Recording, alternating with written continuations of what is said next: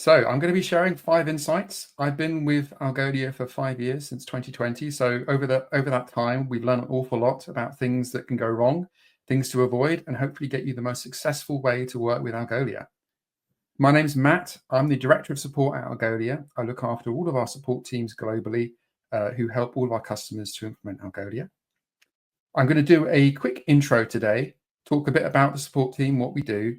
Then I'm going to go through the 5 practical insights. And then finally, I'm going to give you some tips about how to contact the support team if things don't work out and you need some help, and how we can get you on the right path.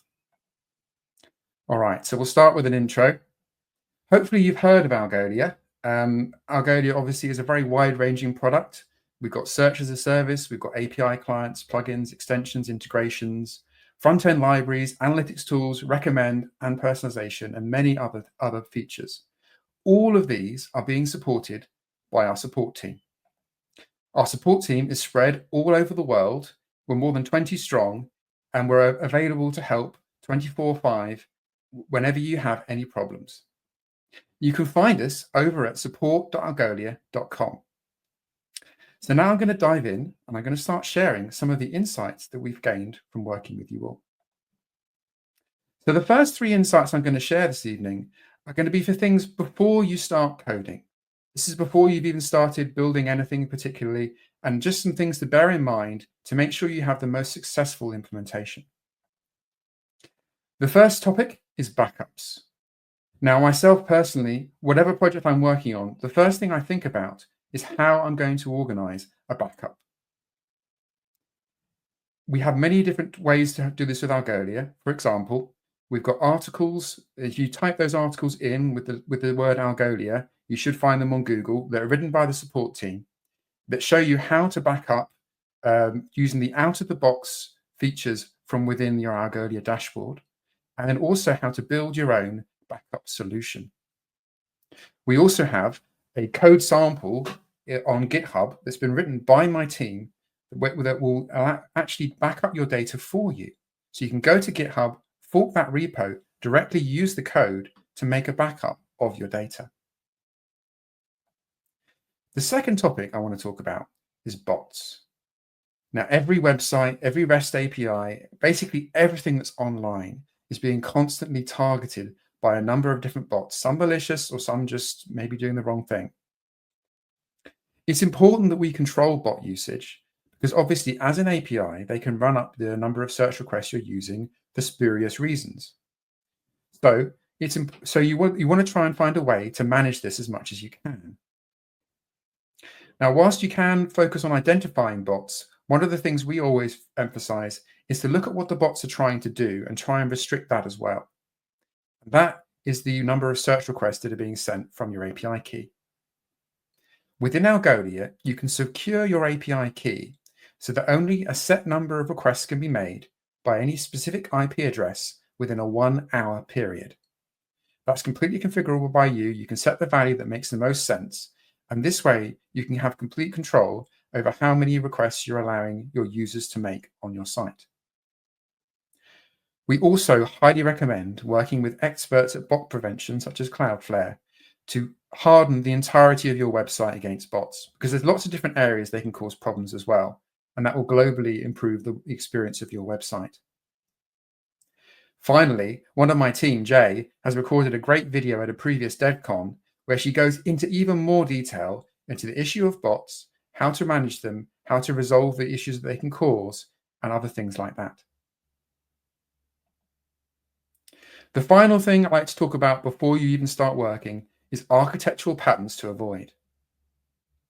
We all start a project with the perfect idea of what we're going to build, but the reality can often not necessarily turn out the way we expect. So there are some things you can think about when you're planning and to make sure that your application is going to scale in a sustainable way. So I'm going to pull out 2 examples and talk you through them a bit more to give you an idea of what I'm talking about. The first one is the number of indexes you're using within Algolia. Obviously, at the beginning, you're not going to be stressed out of your 1,000 index limit, regardless of what pattern you choose. But you need to bear in mind that if you're constantly adding more indexes as you add more customers or more sites or other parts of your application, you may soon start to run into the limit. Now, this limit is a performance limit. It's designed to ensure that you get the best search experience. And so once you run into the limit, it's rather more difficult to try and manage it. However, if you all plan your architecture from the beginning with this in mind, and instead of having lots of separate indexes, have a few main indexes that you can then filter on the attributes you want to separate, you can ensure that you have a more scalable way to build your data.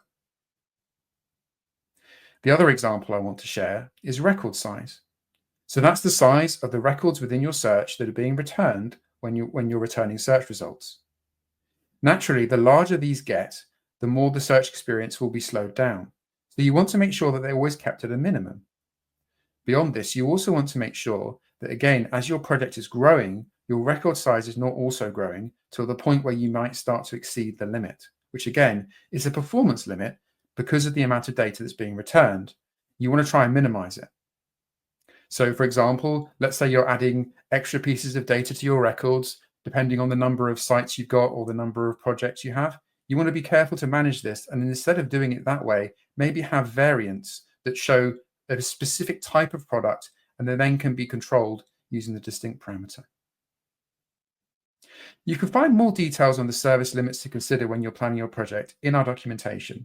If you Google Algolia service limits, it's very easy to find there as well. So now we've talked about the things before you built your search application. I'm now going to work through some of the tips and tricks that we use to diagnose issues. Now, the first one I'm going to show you now is one that we use pretty much every day, and it's a really good way to understand what's going on in your search, reproduce the issue so that you can get to the bottom of what's going wrong. Here we have an example search I've built. It's actually just a code sandbox of instance search. And then there's a couple of issues with it. The most obvious one is that it's not returning any search results at all, which is obviously not ideal. You can also see that only one of our brands is being returned. So if we want to understand what's going on, we have one key advantage. Instance search sends all requests through your browser. So that means that if we turn on our DevTools, we can then look at the network tab to interrogate what's going on. So you can see here, I've selected the network tab. I've then filtered for all requests coming from Algolia, and then I've picked up the form data that's being sent to Algolia. This is really powerful because the API responds exactly to whatever you send to it, and now I can see everything that I'm sending to Algolia. Now, maybe you could take a look at the form data that's being sent here, and if you can share any common issues you can see in the chat, that would be great. Anything that looks unusual to you? Anything that you think might be wrong?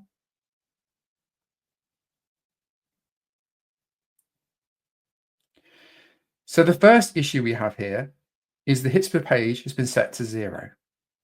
So we're not going to return anything at all.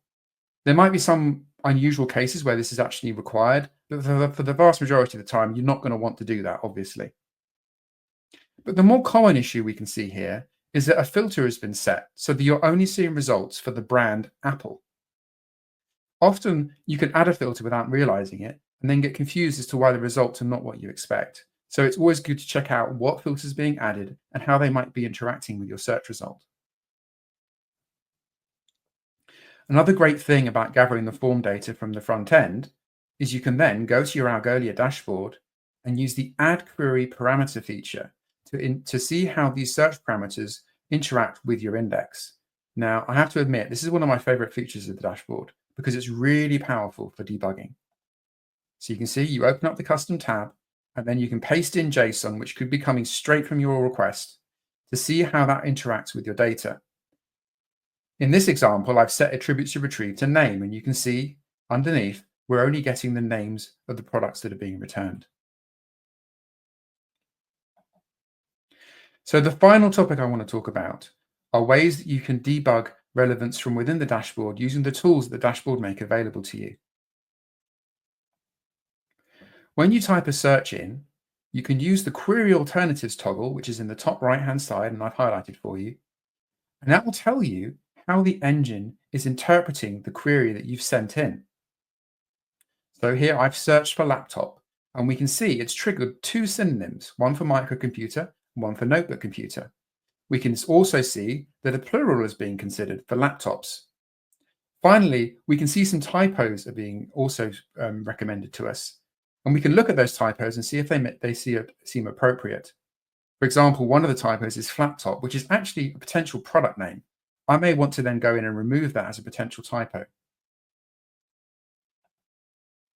Here's the results for my search for laptop. Now, when I look at it, I can already see that something looks a bit wrong because my first result has a very low rating and a very low popularity score, whilst the result below it has a rating of 4 and a much higher popularity score. If I want to understand why these two results are ranking this way, all I need to do is hover over the tiebreaker or the little medal icon in the bottom right-hand side of the screen. That will tell me how the Algolia engine is processing the search request I'm sending and how it's being managed. You can see one word is matching. You can see we've got one exact word, but most importantly, you can see the tiebreaker. You can see that the reason this second result is ranking lower is because I've ordered these results by their name alphabetically. If we go into my settings, you can see that here. I've set name as a custom ranking so that when all other things are equal, they're being ordered alphabetically by name. This is a surprisingly common thing that people do because it kind of feels natural to order your results this way. But in reality, you don't really see the most relevant results earlier in the alphabet, and you're probably going to want to do something else instead. You can see the dashboard's even warning me about this, saying that I shouldn't be using a string value and should instead be using a Boolean or numeric value. In this case, the popularity or rating would be great choices to ensure that I'm seeing the more popular items ranking higher in my results when their relevance is equal. Now, I just want to talk about some of the ways you can contact support when things don't work out. As I mentioned earlier, you can find us at support.algolia.com. You can open a ticket there to speak to the team. There are 3 things we need to be as successful as possible helping you as quickly and efficiently as we can. The first thing is the background. We want to understand who you are, what the situation is for your site, and what technology you're using. Second, it's great to know how we can reproduce the problem. If we can see the problem, we can probably fix the problem. It's even more handy if you can share a code sandbox or code sample with us so we can see what you're trying to do. And then on top of that, a clear ask is really, really important for us. We want to know what you're trying to achieve. One thing I'd like to note here is it's really important for us to also know why you're trying to do it too. We may not be able to guide you to do exactly what you're asking for, but we might be able to find another way to make you successful. Thank you for your time. I hope these tips have been helpful. And as I mentioned earlier, if you ever need help from support team, please feel free to reach out to us at support.algolia.com. Thank you. Thank you so much, Matt. Some really solid advice here. Definitely some foot guns that I've encountered myself. I think for me, one of the things that I love about working with Algolia is the transparency of the algorithm and the ability to dig in and troubleshoot relevance the way you said. I've certainly been guilty of I'll just sort them alphabetically, that's fine, which might be good if it's a bunch of blog posts, but even in that case, like, why not do it by date, you know? We've had a couple of questions. The first one was actually for me, which is people want my t-shirt. It's an awesome t-shirt. I love it. It's from a local gaming cafe here in Columbus. So if you ever slide through Columbus, I recommend checking out the Tabletop Game Cafe. They're not a sponsor. I just like them a lot. Will the presentation, or better yet, the links be available afterwards? Absolutely, the presentation will be out on YouTube. Matt, is there a place they can go to get the aggregate of those links that you shared? Is that something that might be on the support site, or? Yeah, that's a really good question, Chuck. We don't actually have the slides live, but we can definitely look into making them live. We have a knowledge base built into our support portal, so we can make an article where we could share that with you all. Okay.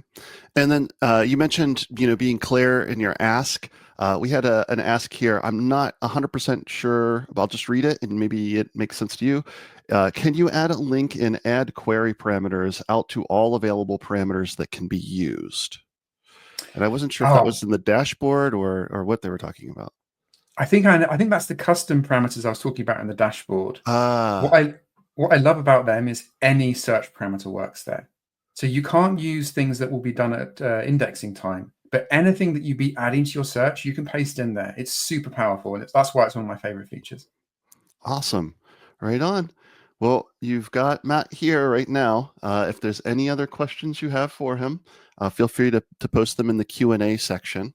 Um, Matt, I'm going to say that, one thing that as a developer advocate, I tend to spend a lot of time talking to hobbyists, small businesses, startups, places like that that might just be getting started with Algolia, and maybe aren't quite at the point where they're ready to have a support contract yet.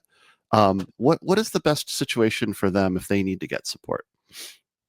Yeah, that's a good question, Chuck. So we do also have a Discord where you can reach out to the community there, and that's great because you can be speaking to other people using Algolia peer to peer, and it's a really nice resource there. We do receive requests from users who are on those plans, but we can't necessarily reply to them as fast. But yeah, the Discord is a great place to go. Got it. Got it. So you can always reach out to support, best effort, but come talk to us in the Discord server as well. I'm in there. There's a lot of Algolians. There's a lot of friendly community folks that you're seeing on the chat right now, actually, hanging out there. So that's a good resource as well. Awesome. Well, uh, it looks like you are finished with questions. I know hopefully you can hang out for a minute or two in chat in case anyone's got any questions there before you pop off and get to the next customer. Excellent. Well, thank you so much, Matthew. It was great talking with you.